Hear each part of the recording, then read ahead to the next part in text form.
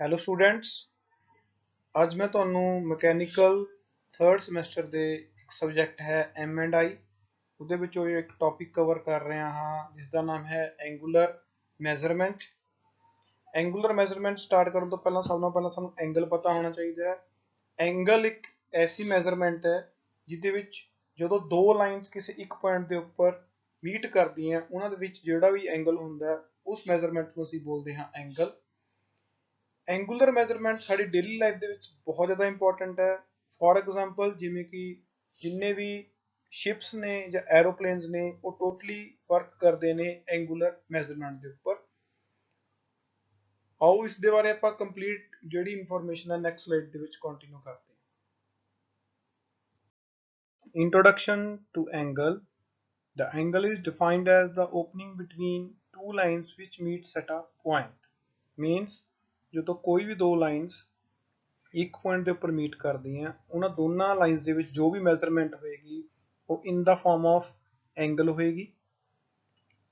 Next point ਕੀ ਹੈ? The circle is divided into 360 parts. Each part is called a degree. ਜਦੋਂ ਕੋਈ ਵੀ circle ਨੂੰ ਅਸੀਂ 360 ਪਾਰਟਸ ਵਿੱਚ ਡਿਵਾਈਡ ਕਰ ਲਾਂਗੇ ਔਰ ਹਰ ਇੱਕ ਪੁਆਇੰਟ ਜੋ ਲਾਈਨ ਹੈ ਉਹਦੇ ਸੈਂਟਰ ਦੇ ਵਿੱਚੋਂ ਕ੍ਰੋਸ ਕਰੇਗੀ, ਹਰ ਇੱਕ ਪਾਰਟ ਨੂੰ ਅਸੀਂ ਕੀ ਕਾਲ ਕਰਾਂਗੇ? ਡਿਗਰੀ। ਅਗਰ ਅਸੀਂ ਡਿਗਰੀ ਨੂੰ ਹੋਰ ਫਾਈਨ ਕਰਨਾ ਹੈ ਤਾਂ ਇੱਕ ਡਿਗਰੀ ਨੂੰ ਅਸੀਂ ਅੱਗੇ ਫਰਦਰ 60 ਪਾਰਟਸ ਦੇ ਵਿੱਚ ਡਿਵਾਈਡ ਕਰ ਲੈਂਦੇ ਹਾਂ। ਉਹ ਹਰ ਇੱਕ ਪਾਰਟ ਨੂੰ ਅਸੀਂ ਕਾਲ ਕਰਦੇ ਹਾਂ ਮਿੰਟ। ਹਰ ਇੱਕ ਮਿੰਟ ਅੱਗੇ ਅਗੇਨ 60 ਪਾਰਟਸ ਦੇ ਵਿੱਚ ਡਿਵਾਈਡ ਹੋ ਜਾਂਦਾ ਹੈ ਤਾਂ ਉਹਨੂੰ ਅਸੀਂ ਹਰ ਇੱਕ ਪੁਆਇੰਟ ਨੂੰ ਕੀ ਬੋਲਦੇ ਹਾਂ? ਸੈਕਿੰਡ। ਕਿਸੇ ਵੀ ਦੋ ਲਾਈਨਸ ਨੂੰ ਮੈਜ਼ਰ ਕਰਨ ਲਈ ਦੂਸਰੀ ਜੋ ਫਾਰਮ ਹੈਗੀ ਉਹ ਰੇਡੀਅਨ ਹੈ। ਉਹ ਬੇਸਿਕਲੀ ਕਿੱਥੋਂ ਕੈਲਕੂਲੇਟ ਹੁੰਦੀ ਹੈ? ਆਰਕ ਲੈਂਥ ਤੋਂ ਰੇਡੀਅਸ ਆਫ ਸਰਕਲ, ਜੋ ਆਪਾਂ ਅੱਗੇ ਡਿਸਕਸ ਕਰਾਂਗੇ। ਕੋਈ ਵੀ ਦੋ ਲਾਈਨਸ ਦੇ ਵਿੱਚ ਆਪਾਂ ਕੋਈ ਵੀ ਜਦੋਂ ਐਂਗਲ ਮੈਜ਼ਰ ਕਰਨਾ ਉਹਦੇ ਲਈ ਸਾਡੇ ਕੋਲ ਡਿਫਰੈਂਟ ਇੰਸਟਰੂਮੈਂਟਸ ਹੁੰਦੇ ਨੇ। ਆਪਾਂ ਉਹ ਇੰਸਟਰੂਮੈਂਟਸ ਨੂੰ ਚਾਰ ਡਿਫਰੈਂਟ ਕੈਟਾਗਰੀਜ਼ ਦੇ ਵਿੱਚ ਡਿਵਾਈਡ ਕੀਤਾ ਹੈ। ਫਰਸਟ ਕੈਟਾਗਰੀ ਕੀ ਹੈਗੀ ਹੈ? ਲਾਈਨ ਸਟੈਂਡਰਡ ਐਂਗੂਲਰ ਮੈਜ਼ਰਿੰਗ ਡਿਵਾਈਸਿਸ, ਜਿਹਦੇ ਵਿੱਚ ਪਹਿਲਾ ਹੈਗਾ ਪ੍ਰੋਟੈਕਟਰਸ, ਸੈਕੰਡ ਹੈਗਾ ਯੂਨੀਵਰਸਲ ਬੈਵਲ ਪ੍ਰੋਟੈਕਟਰਸ। ਸੈਕੰਡ ਕੈਟਾਗਰੀ ਹੈਗੀ ਹੈ ਫੇਸ ਸਟੈਂਡਰਡ ਐਂਗੂਲਰ ਮੈਜ਼ਰਿੰਗ ਡਿਵਾਈਸਿਸ, ਜਿਹਦੇ ਵਿੱਚ ਆਏਗਾ ਸਾਈਨ ਬਾਰ ਤੇ ਸਾਈਨ ਸੈਂਟਰ। ਥਰਡ ਹੈਗਾ ਮੈਜ਼ਰਮੈਂਟ ਆਫ ਇਨਕਲਾਈਨਸ, ਇਹਦੇ ਵਿੱਚ ਆ ਜਾਂਦਾ ਹੈਗਾ ਸਪਿਰਿਟ ਲੈਵਲ ਤੇ ਕਲੀਨੋਮੀਟਰ। ਫੋਰਥ ਜੋ ਕੈਟਾਗਰੀ ਹੈਗੀ ਆ ਉਹ ਹੈਗੀ ਹੈ ਐਂਗਲ ਕੰਪੈਰੇਟਰਸ, ਜਿਹਦੇ ਵਿੱਚ ਆਪਾਂ ਡਿਸਕਸ ਕਰਾਂਗੇ ਆਟੋ ਕੋਲੀਮੇਟਰਸ। ਇਸ ਤੋਂ ਬਾਅਦ ਆਪਾਂ ਨੈਕਸਟ ਸਲਾਈਡ ਦੇ ਵਿੱਚ ਹਰ ਇੱਕ ਪਾਰਟ ਨੂੰ ਡੀਪਲੀ ਡਿਸਕਸ ਕਰਾਂਗੇ। Vernier bevel protector, the simplest instrument for measuring the angle between two faces of component. Main scale on the protector is divided into degrees from 0 to 90 each way. Bevel protector ਇੱਕ simplest instrument ਹੈ ਜੋ ਦੋ faces ਦੇ ਵਿੱਚ angle calculate ਕਰਨ ਦੇ ਵਿੱਚ help ਕਰਦਾ ਹੈ। ਇਹ ਜੋ ਬਾਹਰ ਵਾਲਾ scale ਹੈ ਇਹ 360 degree ਦਾ scale ਹੈ। ਇਹਨੂੰ ਅਸੀਂ equal 4 parts ਦੇ ਵਿੱਚ divide ਕਰਦੇ ਹਾਂ, ਜਿਵੇਂ ਕਿ 0 to 90, 90 to 0, 0 to 90, 90 to 0. Parts of Vernier bevel protector। ਇਹ ਜੋ ਬਾਹਰ ਵਾਲੀ ਡਿਸਕ ਹੈ ਇਹਨੂੰ ਅਸੀਂ ਕੀ ਬੋਲਦੇ ਹਾਂ? Graduation disc. ਇਸ ਗ੍ਰੈਜੂਏਸ਼ਨ ਡਿਸਕ ਨੂੰ ਅਸੀਂ 360 ਡਿਗਰੀ ਗ੍ਰੈਜੂਏਸ਼ਨਸ ਦੇ ਵਿੱਚ ਡਿਵਾਈਡ ਕੀਤਾ ਹੋਇਆ।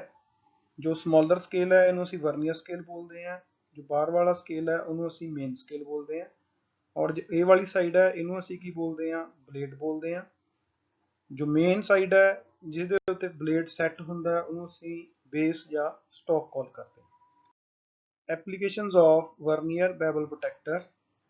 ਇਨ ਫਸਟ ਇਮੇਜ ਆਪਾਂ ਗਰਾਊਂਡ ਸਰਫੇਸ ਦੇ ਨਾਲ ਬੈਵਲ ਪ੍ਰੋਟੈਕਟਰ ਦੇ ਨਾਲ ਇਨਸਾਈਡ ਬੈਵਲਡ ਫੇਸ ਦਾ ਐਂਗਲ ਮੈਜ਼ਰ ਕਰ ਰਹੇ ਹਾਂ। ਸੈਕੰਡ ਕੇਸ ਦੇ ਵਿੱਚ ਬੈਵਲ ਪ੍ਰੋਟੈਕਟਰ ਦੇ ਨਾਲ ਜੋ V ਬਲੌਕ ਦੇ ਇਨਸਾਈਡ ਐਂਗਲਸ ਹੈ ਉਹ ਕੈਲਕੂਲੇਟ ਕਰ ਰਹੇ ਹਾਂ। ਥਰਡ ਕੇਸ ਦੇ ਵਿੱਚ ਇੱਕ ਆਬਜੈਕਟ ਹੈ ਜਿਸ ਆਬਜੈਕਟ ਦਾ ਐਂਗਲ ਇੱਕ ਅਕਿਊਟ ਐਂਗਲ ਹੈ ਉਹ ਅਸੀਂ ਬੈਵਲ ਪ੍ਰੋਟੈਕਟਰ ਦੇ ਨਾਲ ਮੈਜ਼ਰ ਕਰ ਰਹੇ ਹਾਂ। These are the examples where we can calculate the angles, both acute and obtuse angles. This is obtuse angle, this is also obtuse angle, this is again obtuse angle, acute angle, acute angle. This object also has acute angle. This is a 90 degree angle. This is acute angle, and this is also acute angle, and this is also acute angle for checking the angle of a gear. We have some practical images of vernier bevel protector. The first image shows that they are checking the angle lesser than 90, so this is called as acute angle measurement. In second image, we have checking the angle more than 90 degrees, so this image is called as obtuse angle. Few more examples that we are showing that measuring acute angles and measuring obtuse angles. In this image, the angle is lesser than 90, and in second image, the angle is more than 90.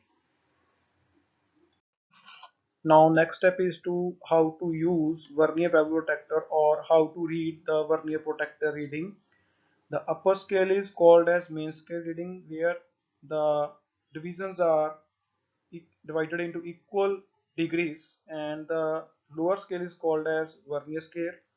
In this we have divided vernier scale into 12 equal parts, each side of the center 0, means both sides ਅਸੀਂ vernier scale ਨੂੰ 12 equal parts ਦੇ ਵਿੱਚ divide ਕੀਤਾ ਹੋਇਆ ਹੈ.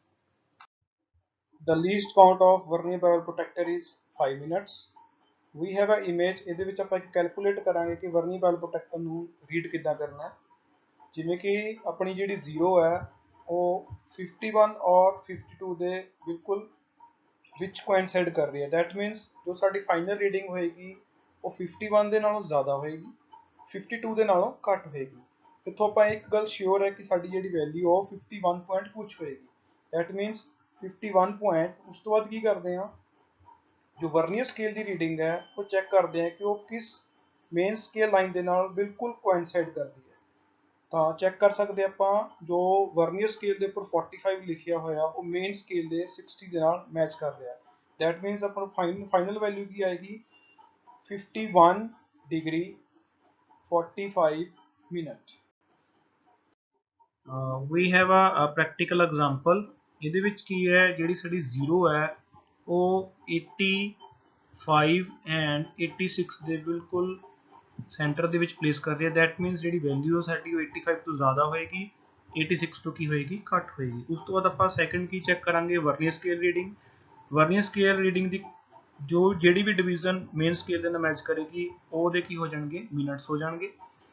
ਇਹਦੇ ਵਿੱਚ ਕੀ ਹੈ, 30 ਵਾਲੀ ਜੋ ਲਾਈਨ ਹੈ ਉਹ ਬਿਲਕੁਲ ਕੋਇਨਸਾਈਡ ਕਰ ਰਹੀ ਹੈ ਮੇਨ ਸਕੇਲ ਦੇ ਨਾਲ। ਦੈਟ ਮੀਨਸ ਜੋ ਸਾਡਾ ਫਾਈਨਲ ਵੈਲਿਊ ਆਏਗੀ ਉਹ ਆਏਗੀ 85 degree 30 minutes.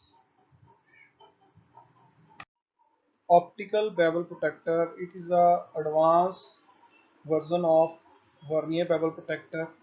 In optical bevel protector, the circle is divided into 1 minute intervals. Throughout the circle is fitted inside the body.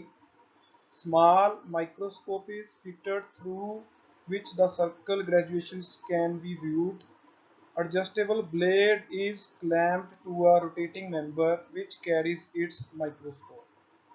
Optical bevel protector ਦੇ ਵਿੱਚ ਕੀ ਹੈ, ਇੱਕ small ਅਸੀਂ ਮਾਈਕਰੋਸਕੋਪ ਲਗਾਇਆ ਜਿਹਦੇ ਵਿੱਚ ਅਸੀਂ ਵਰਨੀਅਰ ਦੀ ਜੋ ਰੀਡਿੰਗਸ ਹੈ ਬਹੁਤ ਈਜ਼ੀਲੀ ਵਿਊ ਕਰ ਸਕਦੇ ਹਾਂ।